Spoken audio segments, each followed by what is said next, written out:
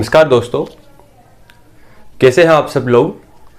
साथियों, उम्मीद करता हूं कि आप सभी की जो तैयारी है वे तैयारी बखूबी बहुत अच्छे ढंग से चल रही होगी। ये जो वीडियो बना रहा हूं, इस वीडियो को बनाने की मेरा मन तो नहीं था, लेकिन चूंकि ये मेरा दायित्व है, मेरा कर्तव्य है, तो मुझे बनाना ही पड़ेगा। होता क्या है ना कि देखिए, हम हमारे कर्तव्यों से नहीं भाग सकते। अगर हम हमारे कर्तव्यों से भागते हैं तो निश्चित तौर पर नुकसान हमारा ही होता है। हो सकता है इस वीडियो को देखने से किसी एक व्यक्ति के भी 1 या 2 अंक एमपीपीएससी प्रीलिम्स में बढ़ जाते हैं, तो ये मेरे लिए बहुत अच्छी बात होगी। और ये केवल मेरे लिए नहीं बल्कि उन स्टूडेंट्स के लिए भी बहुत अच्छी बात रहेगी। बात ये आती है कि सर आज हम बात क्या करने वाले हैं। तो बात करने वाले हैं, चूंकि हमारे पास 4 से 5 दिन इस एग्जाम को लेकर बचे हुए हैं, जो हम कहते हैं कि जो सबसे गोल्डन टाइम होता है, वे सबसे गोल्डन टाइम यही रहते हैं, ये जो लास्ट के दिन होते हैं एग्जाम से पहले। इससे पहले हमारे दिमाग में बहुत सारी चीजें ऐसी चल रही होती है जिनका समाधान हमें पता नहीं होता। परिणाम ये निकलता है कि हम उसकी वजह से तैयारी नहीं कर पाते। क्यों? क्योंकि हमारा माइंड थोड़ा सा बैलेंस में नहीं हो पाता। और आप जानते हैं, अगर माइंड बैलेंस में नहीं है तो पढ़ाई करना बहुत दूर की बात हो जाती है। ऐसी स्थिति में स्ट्रेस बढ़ने लगता है, यानी तनाव होने लगता है। ऐसी तमाम चीजें हमारे साथ होने लगती है। तो बात ये आती है कि सर ये जो अंतिम दिन है, अंतिम दिन यानी कि ये जो लास्ट डेज है, इन लास्ट डेज में हमारी स्ट्रेटजी क्या होनी चाहिए, इन लास्ट डेज में हम क्या कर सकते हैं। तो देखिए, अभी तक हम बात करते आए थे कि जब हमारे पास एग्जाम को लेकर बहुत सारा समय बचा था, जैसे कि हमारे पास जब 2 महीने बचे हुए थे, 3 महीने बचे हुए थे, 4 बचे हुए थे, तो तब हमारे पास एक स्कोप होता था कि हम जो 10 यूनिट है यानी कि 10 इकाइयां हैं, इन सभी 10 इकाइयों को हम बखूबी बहुत अच्छे ढंग से कंप्लीट कर लें। लेकिन यह समय कब था? यह समय था जब हमारे पास 2 से 3 महीने या 4 महीने बचा हुआ था। लेकिन अब हमारे पास इन महीनों को हटाकर केवल ये दिन इतने बचे हुए हैं। तो प्रश्न ये उठता है कि सर हम उन 2 से 3 महीने 4 महीनों में बात करते थे कि सिलेबस को ऐसे पढ़ना चाहिए, ऐसे रिवीजन करना चाहिए, इन चीजों पर ज्यादा ध्यान देना चाहिए, इन पर कम ध्यान देना चाहिए। लेकिन अब हमें क्या करना है, महत्वपूर्ण यह हो जाता है। देखिए, अब अगर मैं बात करूं तो सबसे पहली बात जो आपको दिमाग में बिठा लेनी है, इन 4 से 5 दिनों में, या 2 दिन बचे, 3 दिन बचे, कुछ भी बचे, सबसे पहली बात, नया बिल्कुल भी नहीं पढ़ना है। हम स्ट्रेटजी की भी बात करेंगे, क्या क्या मेन पॉइंट है। नया बिल्कुल भी ना पढ़े। मैंने किसी से सुना था, कहीं पढ़ा था, मुझे ध्यान नहीं, लेकिन मुझे बात याद आ रही है। वहां पर यह कहा गया था, अगर मैंने पढ़ा होगा तो शायद कुछ ऐसे ही वे बात थी कि अगर आप किसी एग्जाम की तैयारी कर रहे हैं या आप आपके शौक के लिए पढ़ रहे हैं, कुछ भी आप पढ़ रहे हैं, तो अगर आप उसका रिवीजन जीवन में कभी भी नहीं कर पाते, और कभी भी का मतलब होता है उसका जो एक साइंटिफिक तरीका होता है कि किसी भी चीज को पढ़ने के बाद अगले दिन या फिर 24 घंटे के अंदर, 7 दिनों के अंदर, उसके बाद 30 दिनों के अंदर अगर आप इस साइंटिफिक तरीके से उसे रिवाइज नहीं कर पाते हैं तो आप उसे पढ़ना छोड़ दें। कहने का मतलब यह है कि अगर आप किसी भी चीज हुई, किसी भी टॉपिक को रिवाइज नहीं कर पाएंगे, आपको पता है कि यार मैं इसे रिवाइज नहीं कर पाऊंगा, तो फिर आप उसे ना ही पढ़े। यह बहुत बड़ी बात है और बहुत गहरी बात है, इसे आप अभी नहीं समझ पाएंगे। लेकिन अभी अगर आप मुझे थोड़ा भी विश्वास करते हैं तो यकीन मानिए, इस पॉइंट को बहुत अच्छे ढंग से मैं बता रहा हूं कि अगर आप रिवाइज नहीं कर पाते और आपके सामने ही चीजें निश्चित रूप पर दिख रही है कि आप अगर अभी कुछ नया पढ़ेंगे तो उसे रिवाइज नहीं कर पाएंगे, तो नया बिल्कुल भी ना पढ़े। इस बात की गांठ बांध ले कि मुझे नया बिल्कुल भी नहीं पढ़ना है। दूसरा जो सबसे महत्वपूर्ण पॉइंट मैं यहां पर मार्क कर रहा हूं कि बहुत ही महत्वपूर्ण पॉइंट है, बहुत ही ज्यादा इंपॉर्टेंट ये पॉइंट है। अगर आप इसे छोड़ते हैं तो आप एग्जाम से बहुत दूर चले जाते हैं। देखिए, हमेशा क्या होता है कि एग्जाम में जरूरी नहीं कि सफलता वही पाते हैं जिन्होंने बहुत ज्यादा पढ़ा हो, है ना। जैसे टीचिंग लाइन में होता है कि जरूरी नहीं कि जिसके पास ज्यादा नॉलेज हो वही अच्छा टीचर हो सकता है कि अगर उसके पास नॉलेज है वह चीजों को डिलीवर नहीं कर पाता है तो वह सही टीचर साबित नहीं हो पाएगा। लेकिन कुछ लोग ऐसे होते हैं जिनके पास कम नॉलेज होता है लेकिन चीजों को डिलीवर अच्छे से कर पाते हैं, तो वहां पर सही टीचर हो सकता है। मैं यहां पर नॉलेज के कॉन्टेक्स्ट में बात नहीं कर रहा हूं, मैं बात ये कर रहा हूं कि आप किस फील्ड में जाना चाह रहे हैं। अगर आप मान लीजिए टीचिंग लाइन में है ना, तो टीचिंग लाइन में मान लीजिए आपके पास बहुत ज्यादा नॉलेज है, आपको एक सफल टीचर बनना है, लेकिन आप चीजों को डिलीवर ही नहीं कर पा रहे तो आप टीचर नहीं बन पाएंगे सही से। लेकिन अगर आप चीजों को डिलीवर कर पा रहे हैं और एक औसत नॉलेज जितना चाहिए उतना है तो आप अच्छे टीचर बन पाएंगे। ठीक ऐसे ही इस एग्जाम की जो विशेषता है, इस एग्जाम की विशेषता है कि अगर आपने कम भी पढ़ा है लेकिन उसे ज्यादा गुना है। अगर आप किसी ग्रामीण इलाके से कह सकते हैं बिलोंग करते हैं तो गांवों में एक चीज बड़ी ही प्रचलित है, मैं खुद गांव से हूं, तो गांवों में कहा जाता है कि भनिया है लेकिन गुनिया नहीं। यह इसका मतलब होता है कि भन्ने का यहां पर तात्पर्य होता है कि पढ़ना, कि पढ़ा हुआ है लेकिन उन चीजों को उसने अमल में नहीं लाया, उन चीजों को रिवाइज नहीं किया, इसका एक मतलब यह भी होता है। तो कहने का मतलब यह कि चिंतन जो एक शब्द होता है, चिंतन शब्द का मतलब अगर हम सही तरीके से समझे तो चिंतन शब्द का मतलब रिवीजन करना भी होता है, कि उस चीज के बारे में सोचना। तो कहने का मतलब ये कि इस एग्जाम में जरूरी नहीं कि जिसने पूरा पढ़ रखा हो उसी का सिलेक्शन होगा।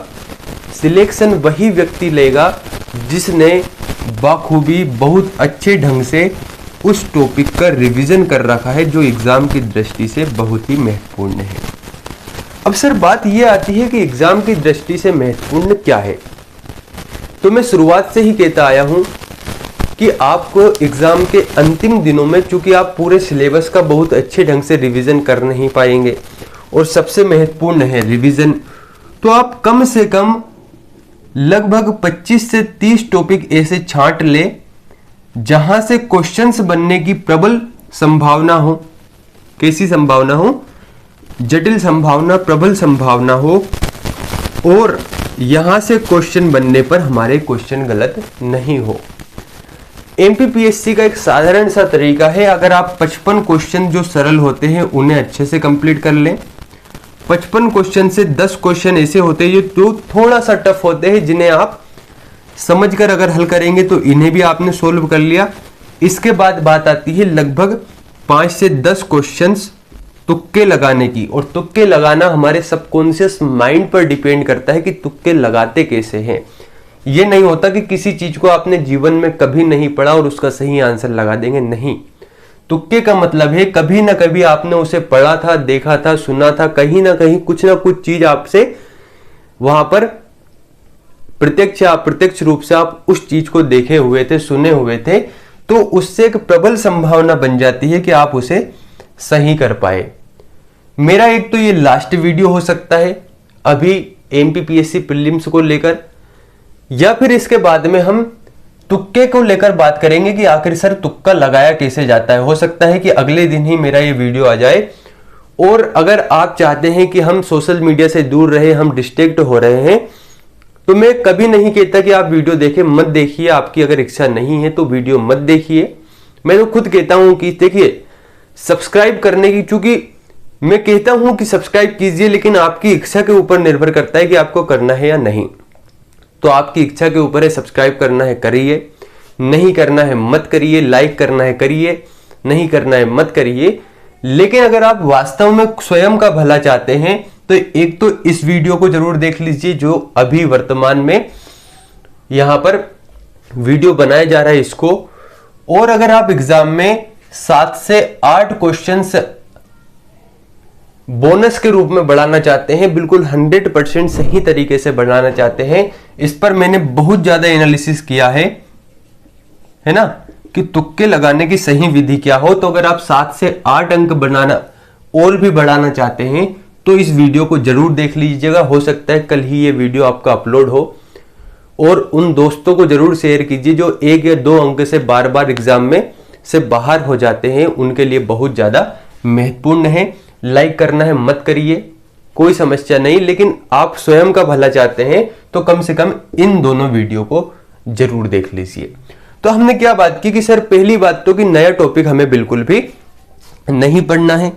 दूसरी बात आती है रिवीजन को लेकर। अब देखिए रिवीजन करना कैसे होता है, एक चीज और थोड़ा सा समझ लीजिए। अभी आपको समस्या ये आ रही होगी कि आपने पढ़ तो बहुत रखा था, लेकिन जब आप डबल से पढ़ रहे हैं तो डबल से पढ़ने में फिर वही समस्या आ रही कि यार आर्टिकल 15 में क्या था, 16 में क्या था, 17 में क्या था। कहने का मतलब ये कि समझ नहीं आ रहा कि मौलिक अधिकार या राज्य के नीति निर्देशक सिद्धांत किस देश के संविधान से लिए गए हैं, किस भाग में हैं, किस अनुच्छेद में हैं। और केवल मैं संविधान से संबंधित बात नहीं कर रहा हूं, अपितु पूरे टॉपिक की बात कर रहा हूं जिसको आपने पढ़ रखा होगा। तो निश्चित तौर पर मैं आपकी मनोदशा को समझ पा रहा हूं कि आपके दिमाग में एक बात चल रही होगी कि यार मैंने पढ़ा तो पूरा था, लेकिन जब रिवीजन की बात आती है तो रिवीजन करते समय भी मुझे ऐसा लग रहा है कि मैंने पहले पढ़ा है लेकिन याद, पहले पढ़ा है लेकिन याद है नहीं, या याद नहीं है। इसके पीछे क्या कारण है? देखिए, क्योंकि आपका माइंड जो चलता है वह बार बार एक ही तरह की चीजों पर चलता रहता है। अब आपने मान लेते हैं उदाहरण के लिए संविधान सभा को मानते हैं हम, पॉलिटिक के किसी टॉपिक को, संविधान सभा को आपने पहले पढ़ा था, ठीक है, समझने का प्रयास कीजिए। तो आपने पहले संविधान सभा को पढ़ा था, आपके सबकॉन्शियस माइंड में ये पढ़ा हुआ है, लेकिन सबकॉन्शियस माइंड भी तभी काम करेगा उस टॉपिक पर जब आप उसे थोड़ा सा संकेत देंगे कि देखो भाई हमने पॉलिटी शुरू किया है, हमने पहले संविधान सभा को पढ़ा था, समझ जाओ, अलर्ट हो जाओ कि हम यहाँ पर संविधान सभा को पढ़ने आए हैं। तो पढ़ते समय आपने कुछ चीजों को अंडरलाइन किया होगा, कुछ को बॉक्स में बंद किया होगा। जो ज्यादा महत्वपूर्ण है उन्हें बॉक्स में बंद किया होगा, जो कम महत्वपूर्ण है उन्हें कुछ इस प्रकार से अंडरलाइन किया होगा। तो आपको कैसे रिवाइज करना है मैं तरीका बताता हूं, आपको 4 दिनों में आसानी से आप रिवाइज कर जाएंगे। आपको लगेगा कि मैं भूल रहा हूं, लेकिन ऐसा होगा नहीं। जैसे मान लीजिए आपने संविधान सभा को शुरू किया, तो जो आपने चीजें अंडरलाइन कर रखी है, जिन्हें बॉक्स में बंद कर रखा है, बस उन्हें देखिए, याद नहीं करना है। रिवाइज करते समय आपको लगेगा कि मैं चीजों को भूल गया हूं, वो सभी के साथ होता है। तो क्या करना है कि जैसे मान लीजिए 2 पेज है, तो 2 पेज का जो जो आपने अंडरलाइन किया है, जो जो बॉक्स में बंद है, कि जैसे मान लीजिए डॉक्टर सच्चिदानंद सिन्हा 9 दिसंबर 1946 को अस्थायी अध्यक्ष बने, 11 दिसंबर 1946 को डॉक्टर राजेंद्र प्रसाद स्थायी अध्यक्ष बने। तो आप ये चीजें भूल चुके थे, तो बस एक बार पढ़ डालिए, लगभग 2 से 3 मिनट लगेगा। आप 2 से 3 मिनट में संविधान सभा के उन टॉपिकों को जहां पर आपने हाईलाइट किया था, अंडरलाइन किया था, बॉक्स में बंद किया था, उन्हें पढ़ लेंगे। तो पढ़ते ही आपका जो सबकॉन्शियस माइंड है वह समझ जाएगा कि यार इसको मैंने पढ़ा था, और वह अपने आप चीजों को रिकॉल करने लगेगा। अब जैसे ही इसको पढ़ा, पढ़ने के बाद फिर संविधान सभा पर जाइए, शुरुआत में आ जाइए। शुरुआत में जैसे ही आएंगे तो जब आप चीजों को पढ़ते जाएंगे कि जुलाई 1946 कैबिनेट मिशन हो गया, संविधान सभा हो गई, संविधान सभा के बाद इतने महिला सदस्य हो गए, अनुसूचित जनजाति की जो सदस्य संख्या थी वे इतनी हो गई, यहाँ पर अंतरिम मंत्रिमंडल का गठन ये हुआ, इसमें कौन कौन सा विभाग किसके साथ था, इसके साथ ही भारत के प्रथम राष्ट्रपति कब चुने गए, इसके साथ ही यहां पर बात करें राष्ट्रध्वज, राष्ट्रीय गान, इसके साथ ही राष्ट्रगीत, इनको कब अपनाए गए, ये सभी चीजें आप वहां पर एक बार में ही जान जाएंगे। यानी यकीन मानिए कि अभी तक अगर आप रिवाइज करने में किसी टॉपिक में 15 मिनट लगाते थे, तो बस इस तरकीब से 5 मिनट ही लगेंगे। एक बार आजमा कर देखिए इसको, बहुत ही लाभदायक चीज है। तो क्या करना है एक बार और बता देता हूं कि नया नहीं पढ़ना है, दूसरी बात रिवीजन पर फोकस करना है।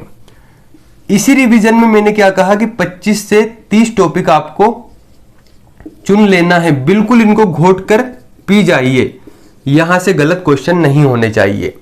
अब बात यह आती है कि सर हम वो टॉपिक कैसे चुने, तो या तो आप, मैंने पहले बना चुका हूं टॉपिक के ऊपर वीडियो की, वे महत्वपूर्ण टॉपिक कौन से हो सकते उन्हें देख लीजिए, या फिर आपको लगता होगा कि आपने पुराने पेपरों का एनालिसिस किया तो आपको समझ में आती होगी चीजें कि यहां से कुछ महत्वपूर्ण चीजें बन सकती है, बस उसको एक कॉपी में लीजिए, 1 घंटा बैठिए, अच्छे से समझिए कि मुझे क्या क्या महत्वपूर्ण तरीके से पढ़ना है, जिन्हें रोज ही मुझे रिवाइज करना है। ये हो गई 2 बातें। क्या करना है, एक तो नया नहीं पढ़ना है, दूसरा हमें रिवीजन पर ध्यान देना है, और रिवीजन पर ध्यान देने के साथ ही कुछ टॉपिक जो हमने पहले से डिसाइड कर रखे उन पर ज्यादा ध्यान देना है। तीसरी चीज, अब देखिए होता क्या है ना कि जब एग्जाम के अंतिम दिन आते हैं या एग्जाम बहुत ज्यादा नजदीक आ जाता है तो हमारे माइंड में एक भाग दौड़ सी मच जाती है। भाग दौड़ कैसी, हम क्या करते हैं कि हमारी जो दिनचर्या होती है इसके साथ इतनी खतरनाक तरीके से हम छेड़छाड़ करने लगते हैं कि हम एक तो मेंटली असंतुलित हो जाते हैं, मानसिक रूप से असंतुलित हो जाते हैं। अब आप कहेंगे सर ये क्यों ज्ञान की बातें कर रहे हो? इसलिए कर रहा हूं क्योंकि एग्जाम हॉल में इसका बहुत ज्यादा इंपैक्ट पड़ता है। जब आप रोल नंबर डालते हैं ना, आप नहीं माने, अगर आप पहली बार एग्जाम देने जाएंगे तो आपके जो रोल नंबर रहेंगे, जहां पर आप कुछ इस प्रकार से आपके बॉक्स रहेंगे, इन बॉक्स में जब आप रोल नंबर डालेंगे ना तो यकीन मानिए मैं लिख कर दे सकता हूं कि कम से कम आप 5 से 7 बार इस रोल नंबर को चेक करेंगे। अगर आप आपका नेम डालेंगे ना तो इस नेम को आप कम से कम 5 से 7 बार चेक करेंगे। जो भी कुछ ऐसी चीजें जहां उसमें फिल करनी होती है उन्हें आप कम से कम 5 से 7 बार चेक करते हैं। ये चीज दर्शाती है कि हम कितने स्ट्रेस में, हम कितने दबाव में हैं एग्जाम के। वहीं आप ऐसे व्यक्ति को भेज दीजिए जिसे एग्जाम से कोई लेना देना नहीं है, बस मौज मस्ती के लिए डाल दिया, तो यकीन मानिए रोल नंबर 1 बार भरेगा, उसके बाद चेक नहीं करेगा। दूसरी चीज, नेम भरना है, नेम 1 बार भरेंगे फिर चेक नहीं करेंगे। तो कहने का मतलब ये कहीं ना कहीं एग्जाम का जो दबाव होता है वह चीजें होती है। तो थोड़ा सा जो माइंड है इसे संतुलित रखने की कोशिश कीजिए। मैंने अक्सर विद्यार्थियों को देखा है क्या करते हैं कि एग्जाम के अंतिम दिनों में, भाई एक बात समझने का प्रयास कीजिए कि आपके पास 4 से 5 महीने थे, 4 से 5 मंथ थे। इन 4 से 5 महीने में आप जिस सिलेबस को कंप्लीट नहीं कर पाए, अब आप सोचते हैं कि यार बस 4 से 5 दिन है अब मेरे पास, इस 4 से 5 दिन में मैं 15 घंटे पढ़ लूं, 20 घंटे पढ़ लूं, और इस चक्कर में आप या तो बीमार हो जाते हैं या मानसिक रूप से असंतुलित हो जाते हैं। ये बहुत सारे विद्यार्थियों की समस्या होगी। और मेरा कहने का मतलब ये है कि ज़्यादा स्ट्रेस मत लीजिए, एग्ज़ाम हो भी जाएगा, आपके अच्छे अंक आ भी जाएंगे। अभी आपके मन में एक डर लग रहा होगा कि यार मेरा जो पड़ोसी है वह मुझसे पूछेगा भाई तुम तो MPPSC की तैयारी कर रहे थे, क्या रहा तुम्हारा रिजल्ट? मेरे गांव वाले पूछेंगे, शहर वाले पूछेंगे, मेरे दोस्त पूछेंगे, मेरे रिश्तेदार पूछेंगे। ये सब बातें हमारे केवल माइंड में होती है। किसी को कोई फर्क नहीं पड़ता आपके ज़्यादा नंबर आए या कम नंबर आए। केवल आपके माता पिता को इस बात से फर्क पड़ता है कि आपके अच्छे नंबर है या बुरे नंबर है। वही केवल आपके सच्चे साथी है, आपके बारे में अच्छा सोचने वाले हैं। तो अगर आप दूसरों के कहने भर के कारण अगर आप अपने दिनचर्या के साथ संतुलन बिगाड़ते हैं तो यकीन मानिए आप एग्जाम में 4 से 5 क्वेश्चन का लॉस कर बैठेंगे, जो आपके सिलेक्शन को तय करेगा। तो मेरे कहने का मतलब ये है कि अगर आप 4 से 5 महीने में जिस सिलेबस को कंप्लीट नहीं कर पाए और आप सोच रहे हैं कि 4 से 5 दिन में हम इस सिलेबस को कंप्लीट कर दे, तो ये पॉसिबल है भी नहीं। मैं डीमोटिवेट नहीं कर रहा हूं, मैं बल्कि इस बात को समझा रहा हूं कि मान लीजिए आपका स्कोर अभी 60 से 65 है, तो अगर आप संतुलन खो बैठेंगे तो इसको 55 पर भी ला सकते हैं। और अगर आप संतुलित रहे तो तुक्के लगाकर भी आप इसे बढ़ा सकते हैं, आप इसे 70 से 75 ले जा सकते हैं। और मैंने बहुत सारे लोगों को ऐसा देखा है जिन्होंने ये किया है।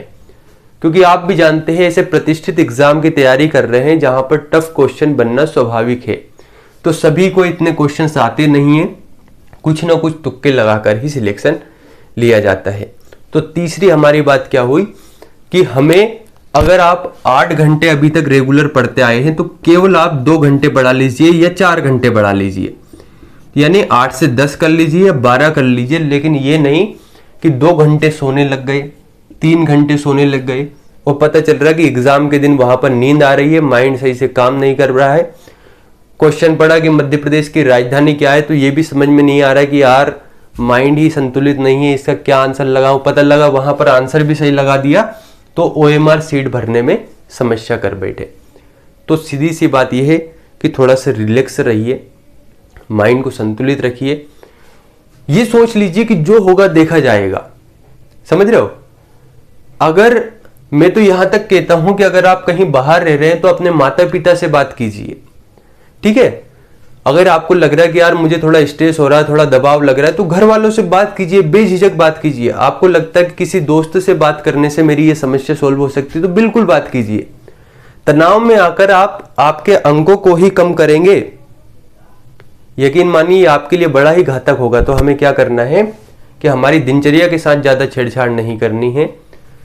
अगर आप जैसी भी दिनचर्या फॉलो करते आए हैं उसे ही फॉलो कीजिए। ज्यादा ये नहीं कि 8 घंटे से सीधा 16 घंटे पढ़ने लग गए और शरीर अगले दिन से काम ही नहीं कर रहा है, सही से चीजें काम नहीं कर रही, माइंड असंतुलित हो गया है और आप क्वेश्चन पेपर बिगाड़ कर आ गए। तो ये तो हो गए हमारे 3 पॉइंट। अगली अगर हम बात करें, देखिए चूंकि इस एग्जाम में आप ऑब्जेक्टिव क्वेश्चंस रहेंगे, ठीक है। तो ऑब्जेक्टिव क्वेश्चन से अगर आपने अभी तक चीजों को सोल्व करते आए हैं, ऑब्जेक्टिव क्वेश्चन यानी MCQ अगर आप अभी तक लगाते आए हैं, तो फिर तो कोई कहने की जरूरत नहीं है। लेकिन कुछ स्टूडेंट्स ऐसे रहते हैं जो परीक्षा के अंतिम दिनों में भी MCQ नहीं लगाते। तो मैं यही कहूंगा कि कम से कम आपकी 10 यूनिट है तो 10 यूनिट के हिसाब से 1000 MCQ की प्रैक्टिस कर लीजिए। इसके पीछे कारण क्या है कि भले ही हमें आंसर पता होता है, लेकिन जब हम लगातार MCQ पढ़ते जाते हैं तो जो हमारा माइंड है वह इतने सही तरीके से वर्क नहीं कर पाता। इसकी वजह से आपने देखा होगा कि सिंपल से सिंपल क्वेश्चन, जो क्वेश्चन बहुत ज्यादा सिंपल है, बहुत ज्यादा सरल है, इस क्वेश्चन को हम गलत कर बैठते हैं। फिर हमें बाद में समझ में आता है कि ये हुआ क्यों। इसलिए हुआ कि भाई वहां पर क्वेश्चंस आएंगे ऑब्जेक्टिव, है ना, ऑब्जेक्टिव क्वेश्चंस आएंगे। हमने अभी तक इनकी प्रैक्टिस की नहीं, अब जब प्रैक्टिस नहीं की तो हम कैसे उसका सही आंसर लगा पाएंगे।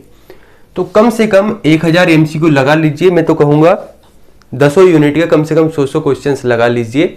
और 10, अब चूंकि ज्यादा समय तो है नहीं, तो कम से कम 10 OMR सीट भर लीजिए। इतना भी अगर आप कर लेते हैं तो आपके लिए सफिशियंट रहेगा, ठीक है। इससे क्या होगा, इससे जो आपकी होने वाली गलतियां हैं, जो 2 से 3 क्वेश्चन OMR सीट को लेकर गलत हो जाते हैं, वह सही हो जाएंगे। और एक बात, OMR सीट की ऐसे प्रैक्टिस कीजिए जैसे मान लीजिए उदाहरण के लिए ये है आपका गोला, ये था ऑप्शन A। तो हम क्या करते हैं कि यार चलो एग्जाम में सही से भर देंगे, ये भरने लगे इसको कुछ इस तरीके से, है ना। तो अगर थोड़ा सा बाहर चला जाता है इस तरीके से तो हम इस पर ध्यान नहीं देते। ये आपकी सबसे बड़ी भूल है, यही गलती आपकी वहां पर भी होना है एग्जाम में। तो हमें क्या करना है, जैसे एग्जाम में भरते हैं, अगर 2 घंटे में हमारे पास पेपर के लिए मिल रहे हैं तो 2 घंटे यहां पर भी खुद को दीजिए, वैसा ही माहौल बनाइए जैसा आपको एग्जाम में मिलने वाला है। और अगर ये ऑप्शन है तो बिल्कुल अच्छे ढंग से भरने का प्रयास कीजिए, समझिए कि यही मेरी मेन कॉपी है। तो कम से कम अगर आप 10 OMR सीट भी भर लेते हैं तो आपका काम हो जाएगा, आप इन 2 से 3 क्वेश्चन से बच जाएंगे। कहने का मतलब कि ये जो 8 से 10 क्वेश्चन होते हैं जिनकी संभावना हमारी बढ़ानी होती है, कैसे, एक तो OMR सीट की गलती हमें दूर करना है, दूसरा क्वेश्चंस को सही से पढ़ना है ताकि क्वेश्चन पढ़ने में समस्या ना आए और हमारे क्वेश्चन गलत ना हो, तीसरा माइंड को संतुलित रख के 3-4 क्वेश्चन बढ़ाए जा सकते, चौथा 4 से 6 क्वेश्चंस की मैं गारंटी देता हूं आप तुक्का लगाकर बढ़ा पाएंगे। कल हमारा तुक्के से संबंधित वीडियो आने वाला है, उसे देखिए, अच्छे से समझिए। तो देखिए दोस्तों, अब अगर आप इन चीजों को लेकर दिमाग में बैठे हुए कि यार मेरे पास एग्जाम को लेकर बहुत कम समय बचा हुआ है, मुझे थोड़ा और समय मिल जाए तो काफी अच्छा होगा, तो मेरे ख्याल से ये आपके लिए सबसे बड़ी भूल होगी।